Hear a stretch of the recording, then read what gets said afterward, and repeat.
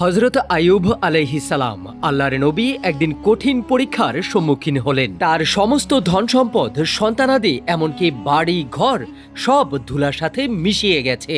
শরীরে এমন রোগ বাসা বেঁধেছিল, মানুষ কাছে আসতে ভয় পেত। কিন্তু একজন ছিলেন যিনি কখনোই আইয়ুব আলাইহিস সালামের কাছ থেকে দূরে যাননি, তার বিশ্বস্ত স্ত্রী, যিনি দিন-রাত আইয়ুব আলাইহিস সালামকে সেবা যত্ন করতেন। শয়তান তাকে উস্কাতে থাকে, তোমার রব কি তোমাদের ভুলে গেছে?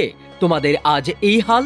বিবি এই প্রশ্ন আইয়ুব আলাইহিস সালামকে করলেন। এটা শুনে আইয়ুব নবী রেগে গেলেন আর বললেন, যখন আমি সুস্থ হব তোমাকে 100 বেত্রাঘাত করব।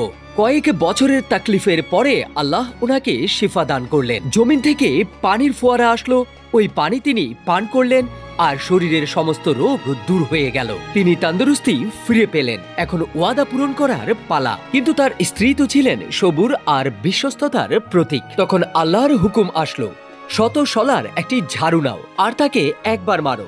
তোমার ওয়াদাও পূরণ হয়ে গেল আর স্ত্রীর প্রতি রহমও থাকবে। যে বান্দা সবুর করে আল্লাহ তাকে কখনোই একা ছাড়েন না। আল্লাহর নেয়া পরীক্ষা কঠিন হলেও তার ফল অনেক মিষ্টি হয়।